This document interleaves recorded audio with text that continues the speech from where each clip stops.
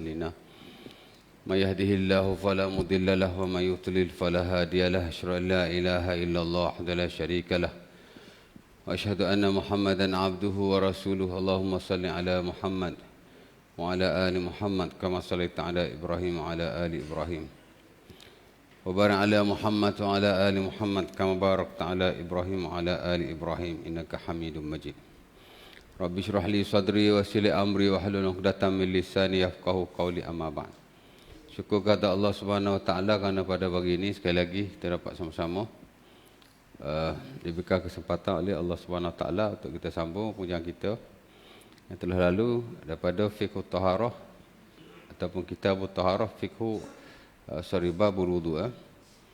Di mana pada sesi yang lalu kita dah masuk tentang sunanul wudu, perkara-perkara yang disunahkan ketika kita berwudu. Dan kita dah masuk yang pertama dan kedua lah, itulah Bismillah. Panjang itu saya kongsi dengan tuan-tuan. Dan saya bukan hanya kongsikan tentang kesunahan membaca Bismillah ketika berwudu, tapi juga dalam hal yang lain. Dan ada 4 keadaan tu kan. Ada yang memang disunahkan Bismillah lah kerana Rasulullah SAW memang memerintahkannya. Ya. Kullu amrin ziba la yubda bi bismillahirrahmanirrahim fahuwa abtar.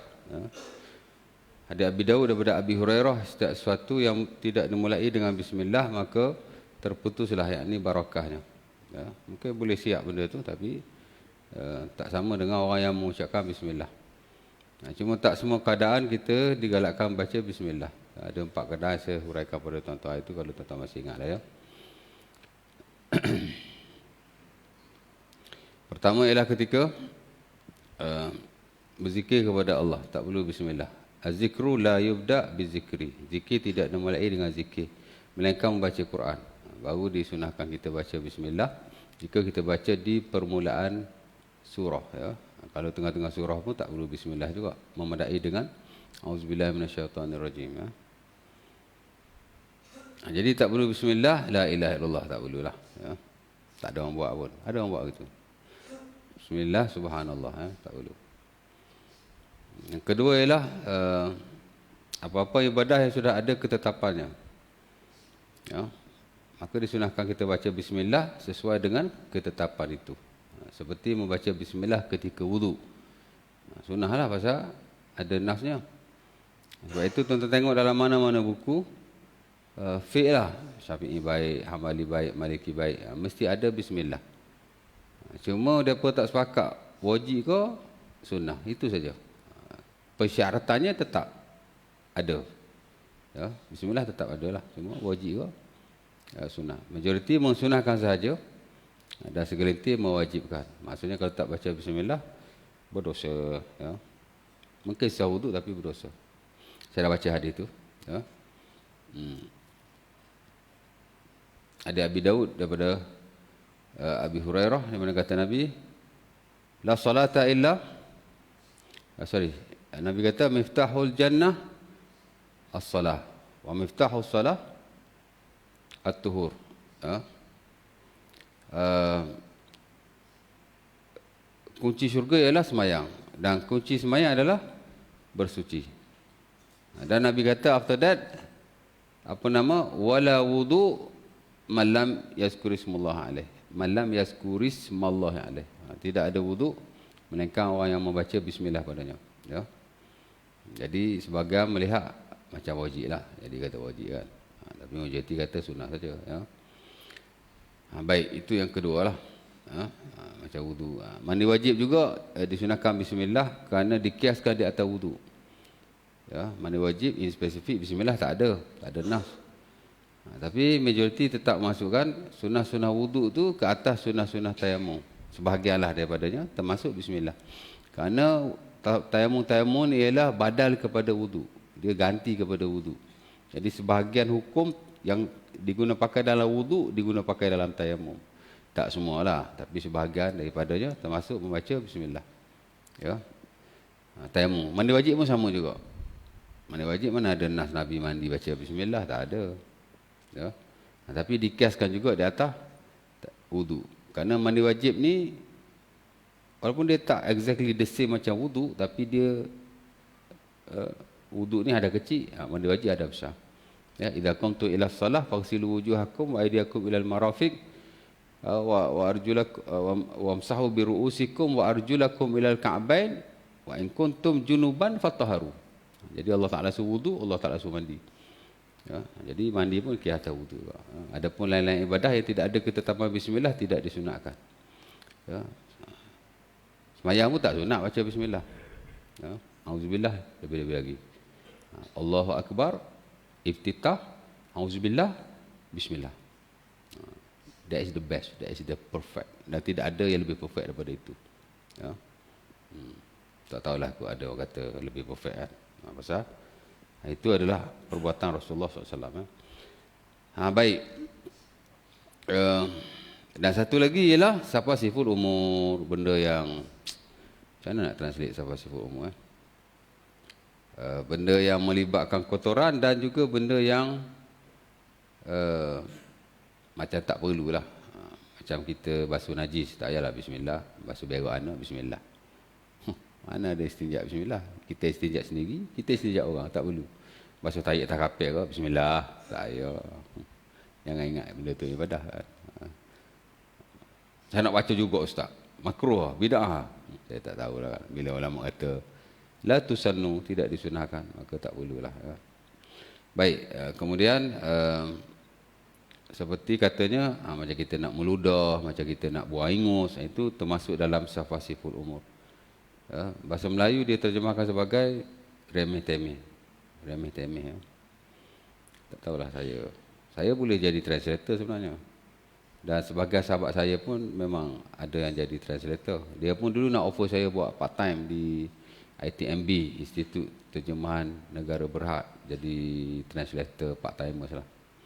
Tapi saya tak nak kan. Dulu dia punya CEO memang kita orang punya ketua dulu Datuk Seri Dr. Khair Ngagirun. Baik, jadi bismillah very clear. Kemudian bersiwak ni saya tak payah hurai lah. Tuan-tuan dah belajar dalam bab siwak dulu. Memang kita digalakkan bersiwak. Ya. Dan nasnya saya telah sebutkan pada tuan-tuan. Okey, yang ketiga basuh tangan. Ini tuan-tuan telah mengamalkannya. Dan memang ada nasnya. Dan saya tak dapatilah khilaf dalam isu ini, di mana sepakat para ulama membasuh tangan adalah sunnah. Kerana hadis-hadis Nabi berwudu memang ada basuh tangan. Ya, kerana Nabi idza tawaddaa istawqafa salasan. Kata Aus dalam Sahih Bukhari, Nabi sallam bila berwudu Nabi membasuh tangannya. Hadis Uthman bin Affan yang saya pernah baca dulu, the most important hadis dalam bab wudu ni, memang Uthman bin Affan dia wudu exactly the same macam wudu Nabi. Dia ada beberapa sahabat yang lain, Abdullah bin Zaid pun sama, Ali bin Abi Talib pun sama. Hatta Ali bin Abi Talib bukan hanya dia berwudu, tapi dia offer ke orang, mu nak tengok tak aku wudu macam Nabi wudu? Ala atawadda laka wudu'an Nabi. Nak tak aku wudu macam wudu Nabi? Qalu bala. Ya, kami nak tengok. Dia pun wudu macam wudu Rasulullah sallallahu alaihi wasallam. Ya. Boleh aja kita offer benda baik, boleh. Macam Ibnu Mas'ud, dia offer semayang. Ya. Ala usalli bikum salata Rasulillah. Nak tak aku semayang di hadapan kamu seumpama semayang Rasulullah? Apa kata nak? Dia pun Allahu akbar. Semayang. Oh, tengok dia semayang kan. Ya. Boleh je. Ya tak? Baik. Jadi basuh tangan inilah tangan kita sampai pergelangan. Dan boleh dilebih-lebihkan sedikit di atas prinsip italatul ghurrah. Italatul ghurrah ni ialah bila kita wudu, kita digalakkan melebih-lebihkan. Tapi jangan berlebih-lebihan pula. Sampai siku basuh tak. Tukar basuh tangan ke basuh siku ni. Tangan lebih sikit boleh lah. Ya. Itu pun ulama tak sepakat. Majoriti berpendapat begitu. Walaupun segelintir kata tidak disunahkan. Dia ada isu hadis tu. Orang petikai ni hadis Rasulullah ke tambahan tu ataupun apa nama kata-kata periwayat kata Abu Hurairah. Baik. Jadi berkumur apa tadi? Basuh tangan settle lah. Tak ada isu sebenarnya dalam basuh tangan ni. Okey, yang keempat berkumur istilah Arab disebut Kalau basuh tangan tadi, ghuslul kaffain. Ghuslu basuh al-kaffain ialah kedua tapak tangan. Berkomuk istilah Arabnya ialah al-madmadah. Itu juga istilah digunakan dalam buku-buku fiqh. Ya? Al-madmadah. Dan saya dah baca dulu hadis Umran bin Husain, hadis Umran tentang wudu Uthman bin Affan, yang mana dia berwudu exactly the same wudu Rasulullah SAW. Memang Uthman bin Affan memasukkan air ke dalam mulutnya. Lepas dia basuh tangan, fa'akfa'a bi yaminihi ala fa'a bi shimalihi ala yaminihi faghasalahuma salas marrat, ya, summa akhadha kaffan min ma' fatamatmadha wastansaqa wastansyara.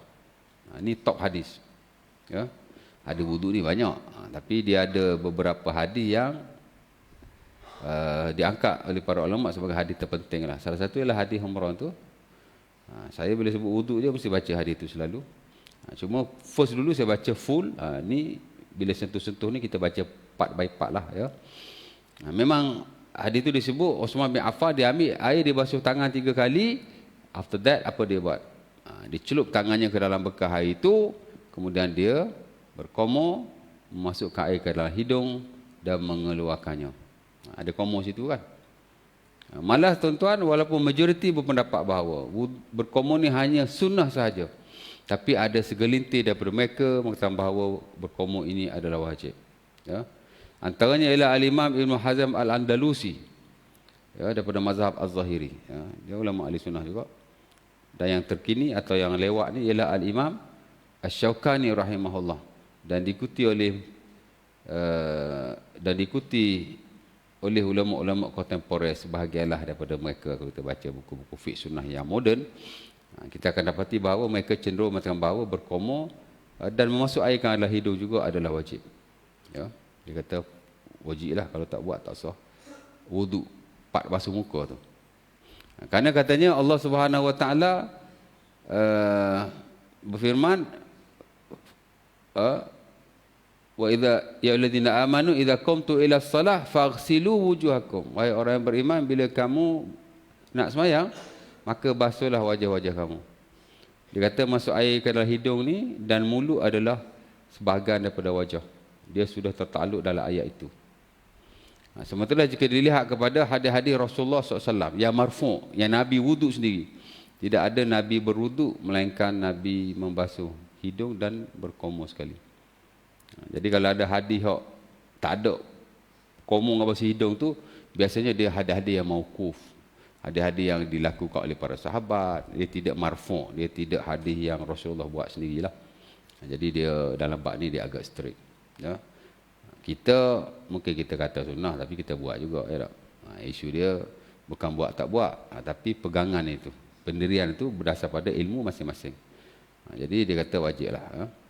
Dan ada perintah daripada Rasulullah dalam hadis Abi Daud daripada Laqit bin Saburah. Nabi kata idza tawadda'ta famadmin, bila kamu berwudu maka kamu berkomorlah. Itu perintah kan. Dia gabung, dia kata wajib, ya. Tapi majoriti mengatakan sunnah sahaja. Biasanya kita akan komor dan basuh hidung jugalah, ya. Cuma mungkin once while, ya, kita tidak melakukannya. That is okay. Dalam bab ini dia tak ada isu apa-apa. Okey, berkomor, dan masuk air ke dalam hidung.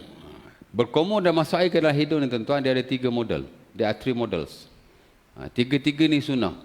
Tapi ada hak top sunnah. Top sunnah ni masuk yang diangkat oleh para ulama sebagai the most standard, hak standard sekali.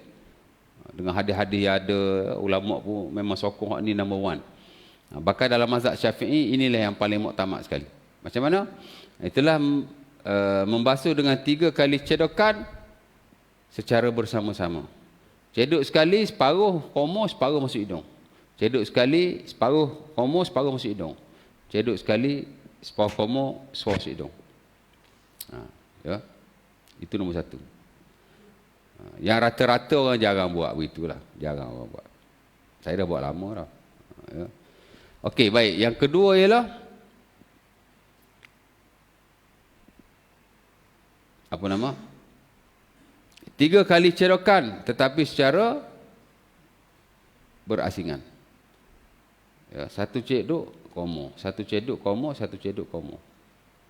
3 kali juga. Tapi 3 kali asing-asing. Satu cedok lagi hidung, satu cedok lagi hidung, satu cedok lagi hidung. Ya.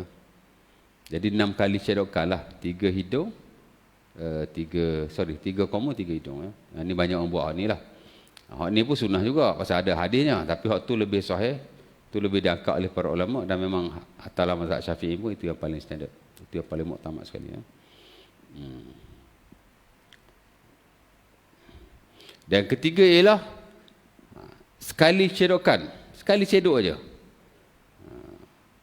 Ambil air sekali, masuk mulut, masuk hidung. Masuk mulut, masuk hidung, masuk mulut, masuk hidung. That's it. Hak ni saya pun tak boleh nak buat. Pasal tak cukup air. Hak ada oleh tangan. Sikit kan. Tangan orang Arab dia besar kot. Tapi itu juga sunnah. Kerana ada riwayatkan dalam hadis-hadis yang sahih. Hatta dalam Sahih Bukhari pun ada. Pasal yang meriwayatkan hadis itu Abdullah bin Zaid. Abdullah bin Zaid ni dia ada 2 riwayat. Satu riwayat 3 cedokan bersama-sama. Satu riwayat lagi 1 cedokan bersama-sama. Akhazan Nabi ma'an summa tamatmada akhazan Nabi ghurfatan min ma' fatamatmada wastansyara salasan. Ya, dia kata Nabi ambil hanya 1 cedokan, Nabi berkomor 3 kali, Nabi masuk air ke dalam hidung 3 kali. Ya, tapi 1 cedok. Macam susah nak buat sikit. Tapi mana-mana tuan-tuan buat pun insya-Allah berpahala, dapatlah sunnah tu. Ya. Cuma kita kena tahu hak mana, hak paling terbaik sekali. Ya. Itu saja. Ya. Baik. Kemudian melebihkan air basuhan muka. Ini pun sebenarnya tidak majoriti, segelintir sahaja. Tapi tak dinafikan dalam buku-buku fiqh moden dia cuba memasukkan tentang bila kita membasuh muka 3 times, kita ambil air kali keempat, dituangkan di atas dahi kita atau bahagian tengah kepala, kemudian dialihkan airnya. Kerana ada hadisnya, hadis Ali bin Abi Talib yang diriwayatkan Sunan Abi Daud, di mana Rasulullah SAW akhaza kaffan min ma' fa afara ala nasiyatihi summa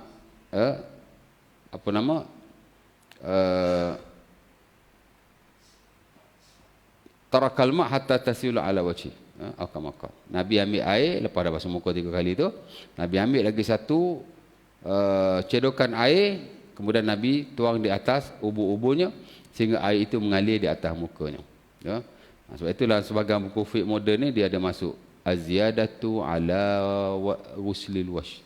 Mana lebihkan membasuh muka dengan cara macam tadilah. Ambil air, tuang sikit atas muka biar dia lalu. Adalah yang masuk gitu. Ya. Ini pun jarang orang buat. Tapi kalau tuan-tuan buat, termasuklah sunnah kerana dilakukan oleh Ali bin Abi Talib. Kemudian Ali kata, this is the wudu of the Prophet. Ini adalah wudu Rasulullah sallallahu alaihi wasallam. Tapi majoriti tidak mensunahkan kerana dalam banyak hadis itu tidak dilakukan. Itu tidak dilakukan. Jadi okey je. Orang belajar lebih dia buat lebih, itu saja. Baik, kemudian yang kelima, 1 2 3 4 5 6 7. Yang ketujuh ialah sapu semua kepala. Ini dalam bab menyapu kepala. Dan di mana saya dah hurai dulu, dalam bab rukun dulu saya dah hurai dah. Di mana basuh kepala pun sama juga, dia ada 4 model sebenarnya. 4 model. Model yang pertama, the best, ialah membasuh keseluruhan kepala, depan ke belakang, belakang ke depan. Sekali. One time only. Ya. Kerana hadis-hadis yang sahih daripada Rasulullah SAW memang Nabi membasuh kepala sekali sahaja. Nabi tak basuh 3 kali. Ya. Dan itu pendapat ulama hadis keseluruhannya. Kalau ada pun hanya seorang 2 saja atau segelintir saja yang kata sunnah 3 kali juga. Ya. Jadi hak lain 3 kali tak dinafikan, tapi basuh kepala sekali. Hadis Uthman bin Affan yang saya baca yang the most important hadis tu pun hak lain dia buat 3 kali, tapi kepala dia buat sekali je. Samalah dengan hadis Abdullah bin Zaid, hadis hak top pasal hadis ni sekali. Lepas tu kata Imam Ibn Qayyim dan Zadul Ma'ad, Rasulullah SAW berwudu dengan sekali basuhan kepada sahaja, dan itu adalah pendapat keseluruhan ahli-ahli hadis, al-muhaddisin al-battah. Mungkin adalah seorang 2. Jadi sekali tawadda'a Rasulullah famasaha bi ra'sihi aqbala bi yadayhi, bada'a bi muqaddami ra'sihi summa zahaba bihima ila qafah summa raddahuma ila al-makan alladhi bada'a minhu. Ya. Nabi berwuduk, Nabi basuh kepala atau sapu kepala, bukan basuh, sapu kepala. Nabi ke belakang, kemudian Nabi ke depan balik. Ya. Itu satu model. Yang kedua ialah 3 kali. Basuh ke depan ke belakang, belakang ke depan, tapi 3 kali. Ya. Dan of course lah dengan air basuhan yang baru lah. Sekali, ambil air lain sekali. Dan itu yang standard dalam mazhab Syafi'i sebenarnya. Ya. Fuqaha Syafi'i lebih memilih yang itulah. Ya. Okey, 2 kan. Yang ketiga ialah dengan membasuh keseluruhan kepala, tapi bukan begitu caranya. Depan ke belakang, belakang ke depan, ia bermula daripada tengah, daripada atas. Basuh tangan, atas ke bawah. Boleh sekali, boleh 3 kali. Tengoklah ulama tu pilih sekali ke ulama 3 kali. Kalau Syafi'i 3 kali lah ya. Tapi cara dia begitu, atas ke bawah, turun. Rambut tak jejah. La yuharriku sya'ra an hayatihi. Ya. Nabi SAW tidak menggerakkan rambut daripada tempatnya. Kalau tadi gerak rambut, ini tak gerak, tak gitu ya. Ya. 2 kan. Tadi ke satu model je lah. Ya, depan belakang, belakang ke depan, sekali atau 3 kali. Yang kedua atas turun bawah, sekali atau 3 kali. Yang ketiga ialah ya, sebut 4 model tadi kan. Menyapu sebahagian daripada kepalanya dan sebahagian daripada tutupan kepalanya. Umpama diriwayatkan dari Sunan Abi Daud daripada Mughirah, masahan Nabi bi ra'sihi wa imamati. Nabi SAW menyapu sebahagian kepalanya dan sebahagian kopiahnya. Ya. Ataupun hadis yang lain, masahan Nabi ala nasiyatihi wal imamati wal khuffain. Nabi SAW menyapu sebahagian kepalanya, sebahagian serban dia lah. Imamah yang mana serban. Dan boleh saja apa-apa tutupan. Tuan-tuan pakai serban, serban lah. Tuan-tuan pakai kopiah, kopiah lah. Tuan-tuan pakai topi, topi lah. Jadi separuh sapu kepala, separuh cek atas kopiah sikit. Ya. Dan yang keempat, menyapu hanya di atas tutupan sahaja. Al-mashu alal imamah. Sapu di atas serban lah. Ataupun apa-apa tutupan. Tuan-tuan pakai serban, tak payah buka serban. Bawa atas serban lalu. Ya. Ataupun tuan-tuan pakai topi, sapu di atas topi tu. Perempuan pakai tudung, sapu di atas tudung tu. Ya. Hatta ada riwayat dalam Musannaf, isteri Nabi Ummu Salamah menyapu hanya di atas tudungnya. Masaha ala khimariha. Ya. Tapi itu standard dalam mazhab Hambali, tapi majoriti tidak menerimanya, termasuk dalam mazhab Syafi'i. Menyapu hanya di atas tutupan kepala tidak sah. Mesti disapu juga sebahagian daripada kepalanya. Ya tak? Ya. Jadi isu dalam bab ni, di mana hadis yang Nabi hanya separuh sapu di atas serbannya tu, dia hadis dhaif ke macam mana, macam tu lah ya. Jadi ada 4 model lah di situ. Kesemuanya adalah sunnah insya-Allah taala.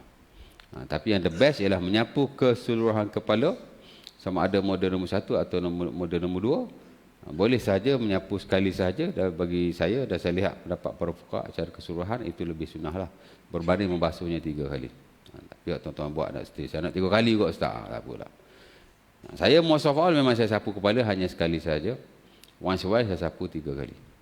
Dan saya buat secara bersilih ganti, seumpama diriwayatkan dalam hadis-hadis Rasulullah SAW. Ya. Tuan-tuan memang tak belajar hadis, saya tak apalah kan. Tapi saya bagi pendedahan. This is fake. Inilah fake. Ya.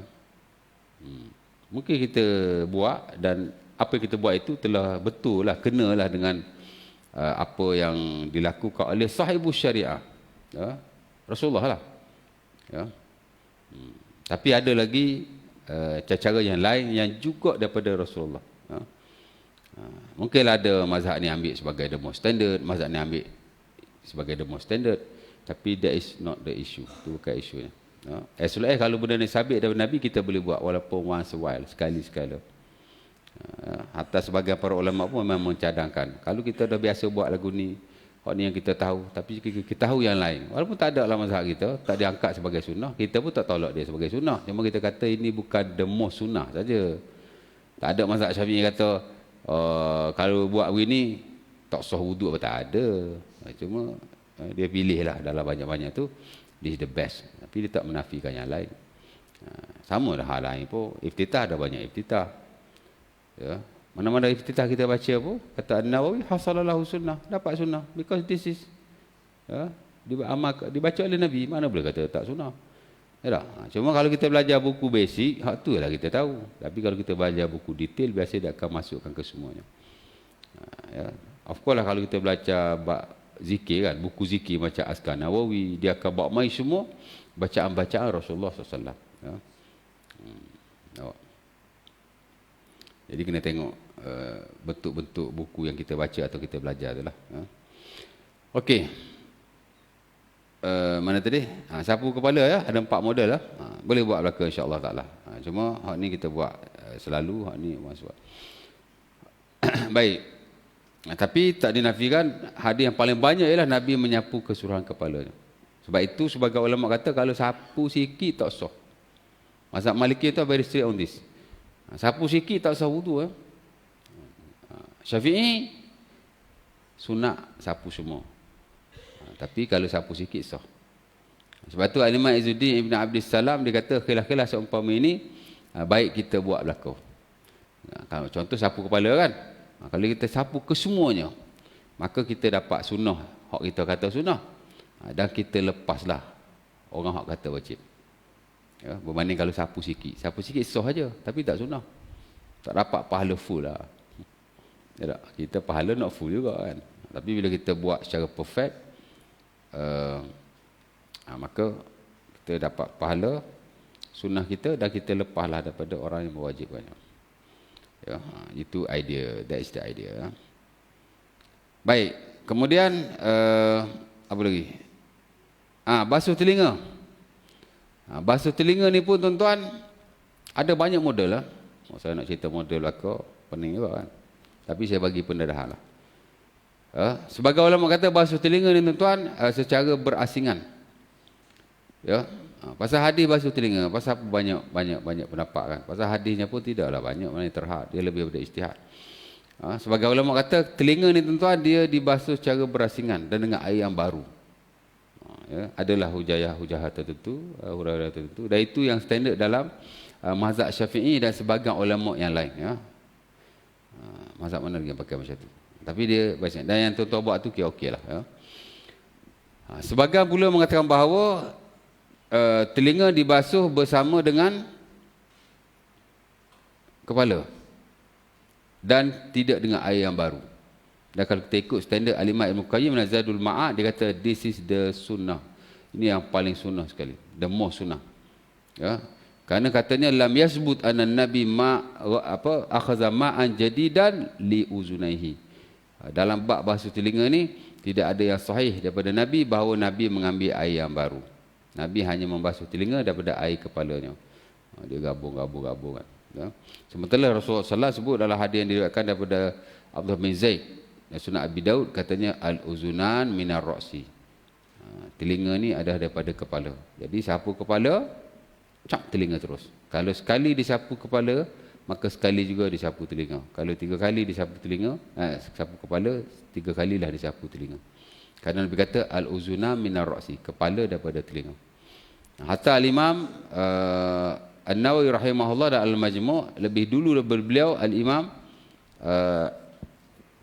siapa nama dia tu? Abil Khair, Yahya bin Abil Khair Al-Yamani yang disebut sebagai Sahibul Bayan dalam mazhab Syafi'i. Dia yang terawal juga yang menghuraikan tentang model-model bentuk-bentuk basuh telinga yang ada di sisi para fuqaha based on hadis-hadis Rasulullah SAW. Antara saya sebutlah sebagai tadi basuh secara berasingan, kemudian basuh berserta dengan kepala ya. Ada juga ulama kata disunahkan basuh berserta muka kerana dikata al-uzunan minal wash. Ya, ada hadisnya ya. Ada nasnya, ada rujukan mereka. Tapi isu dia sahih tak sahih begitulah cerita dia. Telinga daripada muka. Bila basuh muka tu bawa bahaya telinga selalu. Dia tak basuh lepas kepala. Ada juga. Ya. Dan sebagian pula mengatakan bahawa basuh telinga ni basuh 2 kali. Banyak mendapat tuan dalam bab dia benda furuk kan. Ya. Kata Al-Yamani Bila basuh muka, basuh telinga bahagian hadapan. Bila basuh kepala, basuh telinga bahagian belakang. Macam-macam tuan. Sekatilah ya. Ala kulli hal, ulama sepakat membasuh telinga adalah sunnah. Di atas hadis-hadis ada. Kaifiat mungkin beza. Ya. Mungkin ada hadisnya, mungkin ijtihad masing-masing daripada asar. Kerana sebahagian benda-benda furuk ni, ulama tidak melihat hanya kepada yang marfu' daripada Nabi, tapi juga asarus sahabah. Perbuatan para sahabat. Sahabat buat adalah ni berbagai-bagai. Ada buat begitu, ada buat begini, ada campur aduk semua kan. Jadi ulama pilih tu, pilih ni. Ya, tapi kita tak nafikanlah yang the most standard ialah dibasuh bersama kepala. Seumpama yang dipilih dari tarjih oleh Al-Imam Ibn Qayyim rahimahullah, ya, dalam bukunya Zadul Ma'ad, antara buku fiqh yang bagus lah. Ya. Okey, apa minit nak habis? Saya nak habis sunnah-sunnah, nak habis hari ni. Laju ni. Okey. Jadi itu cerita dia. Hadis yang digunakan pakai oleh para ulama dalam bab ni adalah hadis Abi Juhaifah, di mana katanya Rasulullah sallallahu alaihi wasallam membasuh telinganya. Ya. Masah Rasulullah sallallahu alaihi wasallam ala uzunaihi. Nabi tak basuh telinga. Telinga ni bukan basuh ya, tapi sapu. Macam mana tuan-tuan sapu kepala, macam itulah tuan-tuan basuh sapu telinga. Hatta standard dalam mazhab Syafi'i bukan basuh telinga, bukan ghuslul uzunain, tapi mashul uzunain, sapu telinga. Mana bukan ambil air ya. Dapat juga sunnah. Macam kita basuh kepala lah. Sunnahnya sapu kepala. Mana sapu? Tangan hanya dibasahkan saja, bukan ambil air. Kalau ambil air tu basuh. Macam kita basuh muka kan, ambil air. Basuh tangan, ambil air. Basuh kepala bukan ambil air. Basahkan saja tangan. Mana sapu? Telinga pun sama, basahkan saja tangan, sapu. Ya. Saya nak basuh belakang, kepala basuh, kamu ambil air. Dah. Kepala dengan telinga ni hanya sapu. Kalau kepala mashul uzunain, kalau kepala mashul ra's, mashul syar, kalau telinga mashul uzunain. Dah hadis pun kata begitu, masahan Nabi ala uzunaihi. Nabi membasuh kedua telinganya. Apa Nabi buat? Nabi memasukkan adkhala sabbabataihi ataupun sabbahataihi fi batin uzunaihi, kata Abu Juhaifah. Nabi memasukkan ni. Ini sepakat ulama ya. Depan belakang tadi itu masing-masing lah. Tapi dalam bab basuh ulama sepakat sunnah, dan memasukkan jari ke dalam ni ulama sepakat juga kerana adanya very clear one. Adkhala sabbahataihi fi batin uzunaihi wa ibhamaihi ala zahir uzunaihi. Adapun kedua ibu jari di bahagian luar telinganya. Jadi kalau tuan-tuan basahkan tangan, cucuklah lubang telinga sikit. Hak ni atas. Okey, sekali. Kalau nak 3 kali? 3 kali ya. Bukan gitu. Jari ni masuk dalam. Nak korek telinga ke? Okey tu. Okey, meniga-niga. Dia panggil at-taslis. Ya. Sebagai ulama mengatakan bahawa semua sunat meniga-niga. Asal kita wudu saja.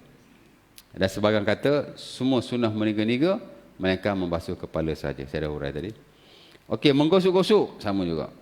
Mazhab Maliki antara yang strict dalam bab ni, tuan-tuan kalau tak gosok tak sah wudu ya. Kerana Rasulullah SAW ada riwayat baginda menggosokkan anggota badannya. Sementara purpose gosok ni ialah supaya rata air pada badan. Dan dia kata tak memadai hanya mengalirkan air sahaja. Majoriti kata sekurang-kurang wudu ialah, seumpama kata An-Nawawi, jarayanul ma'alal adha. Kita alirkan air sahaja kepada badan, anggota. Ya tak? Tak gosok pun tak apa. Tapi untuk lebih meyakinkanlah, biasa kita gosok. Dan bila kita gosok, kita lepaslah yang kata wajib gosok dan kita dapat sunnah gosok tu lah. Saya tengok tak ada orang wudu tak gosok. Pum, gitu je air. Mana ada? Ambil air gosok, ambil air gosok, ambil air gosok. Betul tak? Jadi walaupun kita kata tidak wajib, tapi practically kita buat dan kita tak pernah tinggal benda ni. Betul tak? Kan ada tuan-tuan wudu tak gosok. Simbuh je air kat muka. Mana ada. Ya. Tapi kalau Maliki dia very strict. Kerana kata Abdullah bin Zaid dan sebagai hadis, contohnya ada hadis Abi Daud, Al-Baihaqi dan selainnya, dia kata utiyan Nabi bisulusai mud faja'ala yadluku zira'aihi. Nabi wudu, kemudian Nabi menggosokkan anggota wudunya. Ya. Jadi ada perbuatan Nabi, kemudian purpose tu, hak penting tu purpose dia tu. Sebab kalau tak gosok memang boleh kata tak kata lah. Boleh kata. Tidak kata confirm, tapi kemungkinan besar mungkin tak kata. Ya, jadi ada penekanan di situ. Kita tak wajib tapi kita buat. Ya. Dan biasa kita tak gosok lah. Ya. Hatta kaki kita pun tuan-tuan, kalau tuan-tuan tak boleh nak tunduk, tak boleh nak gosok kan. Nak tunduk kepala pun tak boleh. Kek pinggir lah, kek belakang macam saya kan.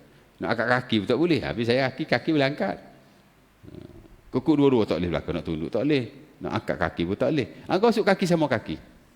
Ya. Hasalalahu as-sunnah, dapat sunnah. Kerana dimaksudkan dengan gosok ni tak syari syarat gosok dengan tangan. Gosok dengan apa-apa pun boleh. Ya. Baik. Menyela janggut dan jari. Ni saya dah hurai dulu, ada sentuh tak silap saya. Bila tuan-tuan basuh muka, ni janggut ni, kalau ni pi pokawai ni, ni wajib ni. Ni pi kawai ni. Wajib kena kulit ya. Saya dah hurai dulu ni. Ya. Tuan-tuan, apa-apa rambut, kalau dia tebal, dia menggantikan kulit. Ini sepakat para ulama. Ya. Kalau tebal, dia ganti kulit. Hak patut basuh dagu, dia jadi wajib basuh janggut. Tapi kalau janggut ni pergi gini, hak belah dalai dia kena. Sebab tu bila saya ambil wuduk, saya akan gosok-gosok kan. Nak pergi kena hak belah dalai. Tapi tak payahlah intai, memang tak boleh nampak pun. Gosok je lah kan. Ya. Dan memang Nabi SAW memang menyela-nyela janggutnya, kerana janggut Nabi ni tidaklah begitu biasa saja kan. Jadi macam kata Anas bin Malik, akhazan Nabi kaffa mimma fa adkhala fi hanakihi fa khallala bihi lihiyatahu. Ujung tu Nabi kata hakaza amarani rabbi. Sebab tu sebagian ulama kata janggut ni wajib disela. Tebal kau, nipis kau, wajib disela. Kerana hujung hadis tu Nabi kata hakaza amarani rabbi. Inilah perintah Tuhanku. Dalam bab ibadah ni ada hak straight. Dia betul-betul ikut nas. Nas kata macam tu. Dia tak ada kona-kona. Ya. Contoh dalam bab ni, pasal Nabi kata hakaza amarani rabbi. This is ordered by my God. Ini diperintahkan Tuhanku. Perintah wajib lah. Al-aslu fil amri wujub. Asal-asal perintah itu wajib. Ya, jadi dia kata wajib sela. Kita kalau nipih, kena sela. Nipih belakang ni. Mana hak janggut tebal? Semua nipih belakang. Kena bagi atas, bagi kena dalam. Tapi kalau janggut tebal, basuh muka, gitu je. Bagi lalu air je cukup. Jari pun sama tuan. Walaupun jari ni saya ingat boleh kena air walaupun tak sela. Tapi majoriti termasuk yang standard mazhab Syafi'i digalakkan kita menyela jari. Ya. Bila dah basuh tangan tu, sambil-sambil basuh tu begitu. Ni cara-cara. Begitu juga dengan jari kaki. An-Nawawi mencadangkan kita menyela jari kaki dengan jari kelingking inilah. Bermula daripada sebelah kanan hingga sebelah kiri. Ya. Ala kulli hal tak ada hadis pun dalam bab detail lah nak sela begitu. Asal kita sela saja. Nak mula kaki kanan ke, nak mula kaki kiri ke, that is very open. Kita sela saja dapat pahala sela. Okey, tidak bercakap. Ini pun jarang orang buat. Tapi kalau bercakap benda perlu, tiada masalah. Kalau cakap saja dia jadi makruh. Dan tak dapat pahala sunnah. Ya. Kerana Rasulullah SAW, tuan-tuan, bila dia ambil wuduk, orang bagi salam. Kata Ibnu Umar, lah sebagian sunan, tawadda'a Rasulullah marra alaihi rajulu fasallama alaihi wa lam yarud. Nabi wudu, kemudian orang bagi salam, Nabi tak jawab. Dan after wudu tu Nabi kata inni karihtu an azkurallah illa ala tuhrid. Aku tak suka berzikir kepada Allah melainkan ketika aku ada wudu lah. Jadi pertama Nabi tak jawab salam tu kerana Nabi tidak berwudu, Nabi tidak Nabi tidak berwudu. Yang kedua ialah Nabi tak jawab kerana baginda berwudu. Jadi berwudu ni zikir pun Nabi tak jawab, apatah lagi kalau sembang kosong. Jadi ulama kiaskan di atas benda itulah. Tapi kalau sembang atau cakap benda yang penting, saya ingat tidak makruh. Cuma sebaik-baiknya kita fokus kepada wudu kita saja. Saya ingat jaranglah tengok orang cakap sembang masa wudu ni. Tapi kalau sembang pun tidak haram. Paling-paling pun makruh. Dan ada sebagai ulama kata tidak makruh juga. Dia hanya khilaful aula. Khilaful aula ni makna tak dapat pahala sunnah lah. Ya. Baik. Kemudian hadap kiblat. Ini kalau wudu boleh hadap kiblat, tentu hadap kiblat. Kalau tak boleh hadap kiblat, tak payah nak payah-payah hadap kiblat lah. Ya. Dia kena tengok juga. Pasal tuan-tuan, yang betul-betul disyariatkan menghadap kiblat ni hanya beberapa ibadah saja, antaranya solat. Memang digalakkan kita memang menghadap, memang bukan kata digalakkan, memang wajib kita hadap kiblat lah. Tapi kalau ibadah-ibadah yang lain, kalau boleh hadap kiblat, itu bagus. Di atas umum, sabda Rasulullah macam dalam hadis Al-Hakim daripada Ibn Abbas, khairul majalis istiqbalul kiblah. Dia hadis am saja. Sebaik-baik perkara ialah menghadap ke arah kiblat.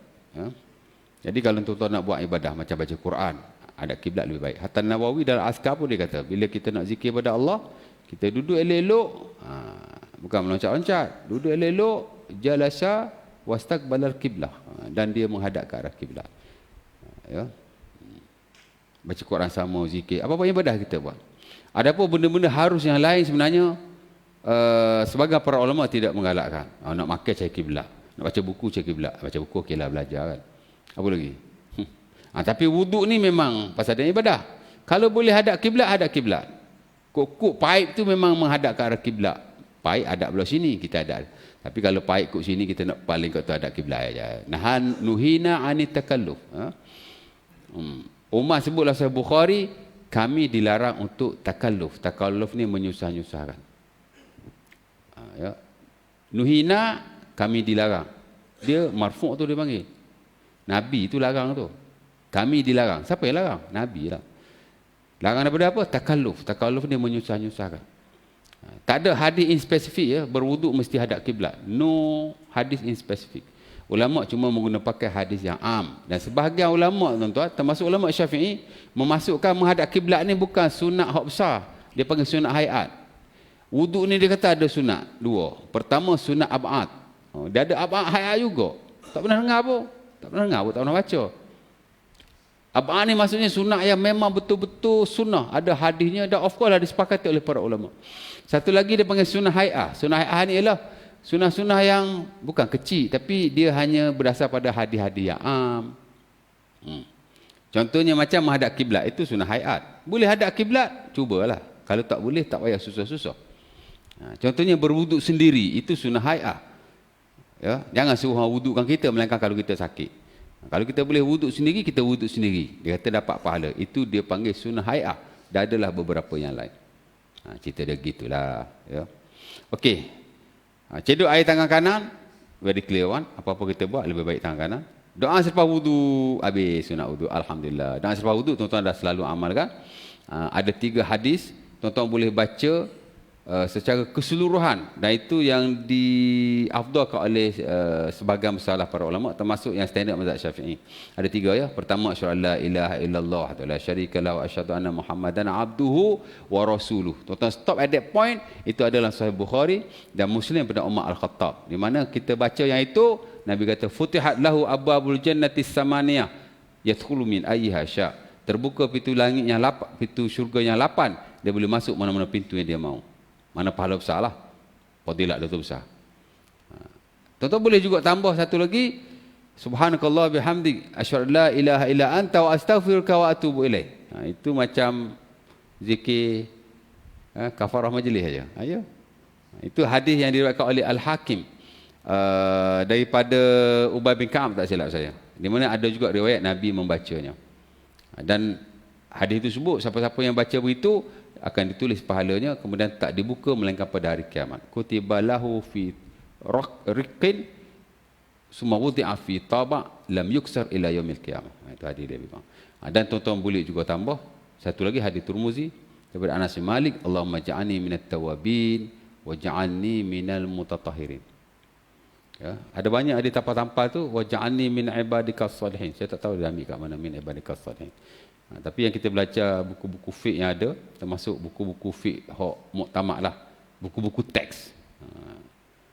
Ya, tambahan itu tak ada. Dia sampai Allahumma ja'alni minat tawabin waj'alni minal mutatahhirin. Dia sampai situ saja. Ya. Saya tak jumpa lagi lah tambahan itu. Kalau ada hadisnya saya akan amalkan. Dan buku fiqh pun tak ada. Saya tak tahu bagaimana. Mungkin tak tahu lah ada buku-buku tertentu. Okey, habis ya? Ada soalan? Kau lapar belakang dah? Any question? Tak ada? Ya. Ya. Okey. Gosok. Gosok kaki sama kaki lah. Kalau tak gosok pun tak apa. Janji air tu kita yakin rata lah. Syarat wuduk ni tuan-tuan ialah jarayanul ma'alal a'dha. Air mengalir di atas anggota wuduk. Mandi wajib pun sama. Dan majoriti ulama tidak mensyaratkan gosok.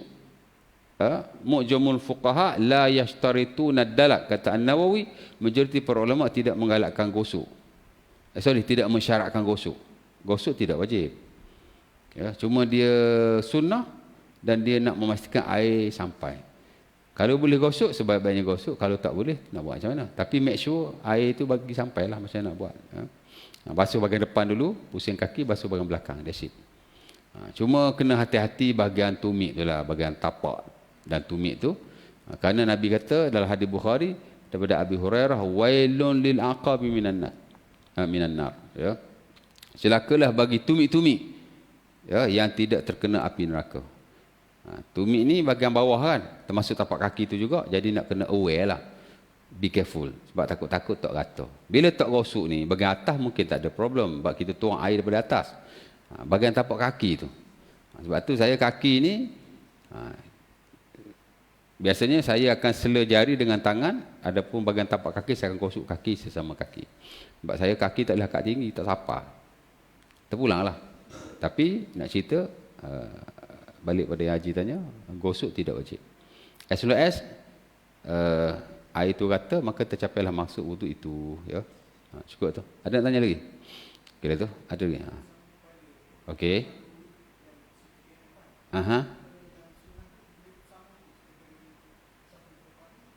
Iyalah, sunnah. Aqbala biyadaihi, bada'a bi muqaddam ra'sihi summa zahaba bihima ila qafah. Depan ni pergi belakang. Ataupun ibu jari letak kat sini, dia panggil syumah. Bukan sumah dengan sok kot. Tak gitu, depan belakang. Boleh saja, asalkan kita ke depan, ke belakang, the whole head, semua kepala. Dapat sunnah. Boleh buat sekali, boleh buat 3 kali. Depan, belakang, depan, belakang, depan, belakang. Ataupun depan, belakang. Ya. Macam itulah. Tapi once a while kita nak sapu sebahagian kepala boleh. Dan sebahagian kepala dengan kopiah pun boleh. Sapu kepala, sapu kepala. Angkat kopiah ni, cek sikit. Tak kopiah. Cek dengan tangan yang sama lah, tak perlu ambil air yang baru. Boleh juga. Jangan sapu atas tutupan saja. Kalau tutup sapu atas kepala saja, atas ni saja, atas kopiah kau serbet, tak kena rambut. Kalau mazhab Syafi'i tak sah lah. Dan sebaik-baiknya elakkanlah. Melainkan kalau dia belajar betul-betul, dia yakin, Hambali standard kan ni, sah. Okey je. Awak belajar, suka hati awak kan. Itu lah cerita dah. Boleh lah. InsyaAllah ta'ala. Setakat ini dulu. Ada tanya lagi? Cukup ya? Kita sarapan lah. Kul azan. Assalamualaikum warahmatullahi wabarakatuh. Kita tangguhkan majlis kita dengan tasbih kafarah dan surah Al-Asr. Next